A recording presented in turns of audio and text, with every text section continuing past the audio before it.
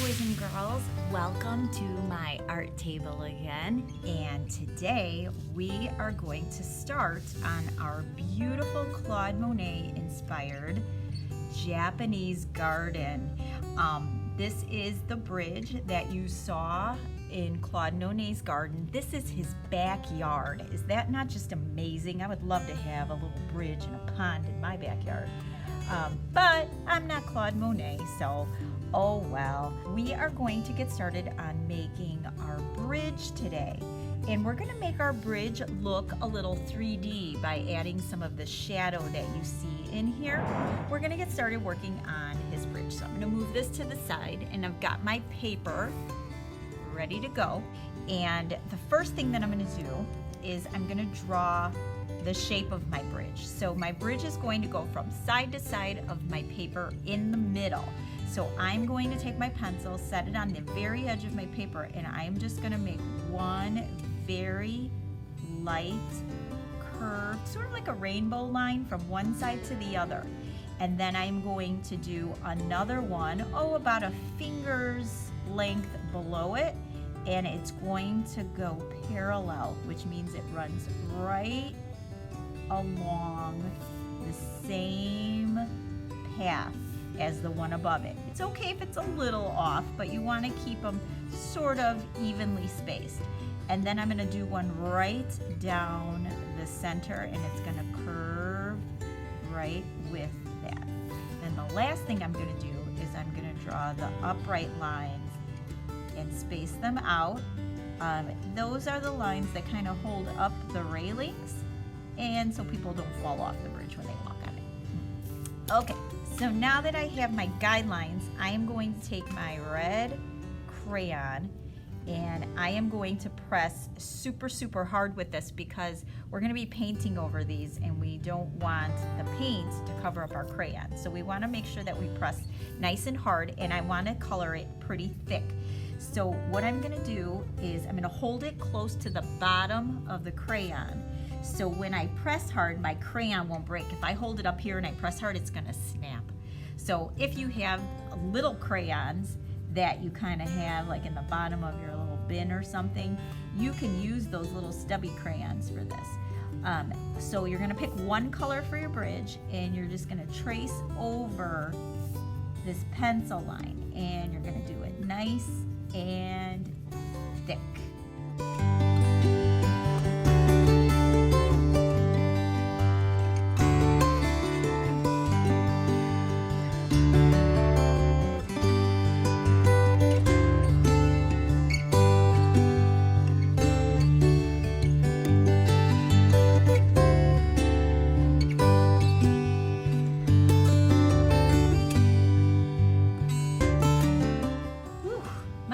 Shake off your hand a little bit if your hand hurts, because that's a lot of work pressing so hard like that.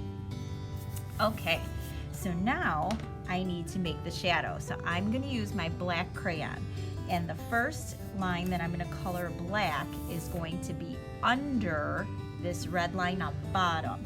So it's kind of like a shadow, and we're seeing sort of the underside of the bridge. This is actually going to make it go from being really flat looking to sort of looking more lifelike and real. So already I see that shadow under there. Then I'm going to do a shadow under here. Now here is where you have to be careful, because if I do a shadow here, I don't want to keep going across. I only do inside the box, so I need to skip over the red part and then do under here. Skip over the red part, under, skip over, under, skip over, under, and there it is. Now I'm going to do the same on the top.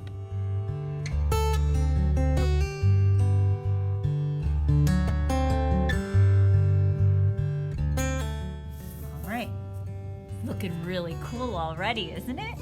Okay, so now I'm going to do the shadow alongside the edge. And I'm only doing one side, and it only goes inside. Remember, we're skipping over.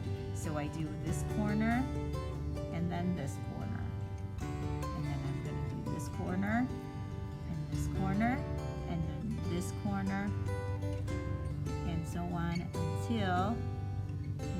done.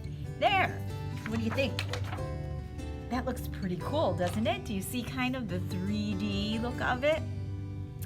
Okay, so next thing that we're going to do, we're going to use our green crayons. Now, if you have different color greens, you can use light green, dark green. Like if you have that big box of crayons, find as many greens as you can. Now, I have these greens here, and I'm going to see if I can find, let's see if we got some more in here. This is like an apple green. That's a little bit different. Doesn't look like I have much more than that. So I'm gonna work with what I have.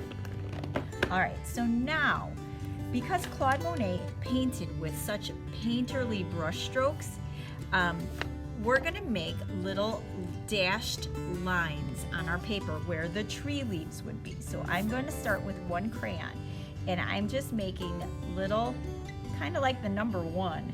You're number 1, all over the top. Like raindrops. Think of them like raindrops. And you might think, well, this doesn't really make sense, but I promise you, when it all comes together at the end, it will make perfect sense. So I'm gonna start with one color, and don't forget to do in between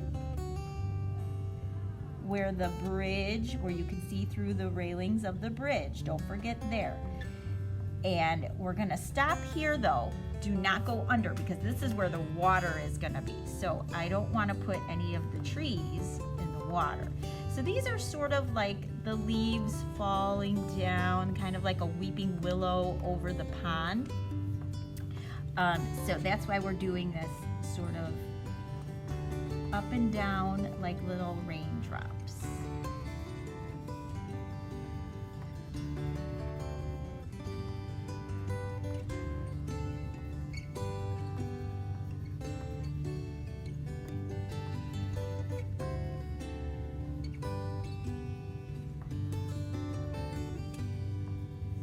All right, there's one color. And now I'm going to use my darker green. I'm going to do the same thing. And it's okay if you overlap some. What you don't want to do is start getting like super bored. If you need to take a break, you can stop, pick up later. But if your hand is getting tired, don't just start coloring, because we don't want to lose those brush strokes. And don't start thinking, oh, I'll cover more space if I make my lines really long, because then it's not gonna look right. It has to be these short little marks. Think of it like tiny little brush strokes.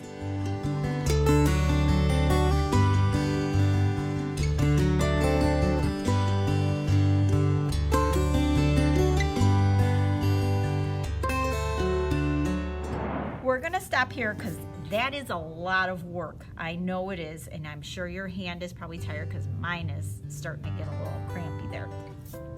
We are going to do the water next time. So make sure you save your papers. Do not go on to the water until next time, okay? Promise me, don't work ahead. Just finish your bridge and then the trees above. And remember, the tree lines are going up and down, and don't forget to do in between where you can see through the bridge. And then you're going to stop. If you do not finish all of this up here, that is okay. You can finish it after we finish the water next time. I hope that you enjoyed learning a little bit about Claude Monet and starting work on our beautiful pictures. It might look like not much right now, but I promise you, when everything is done, it will come together into this beautiful, beautiful Japanese pond that looks just like Claude Monet's garden. Have a wonderful week, and I will see you next time in art class.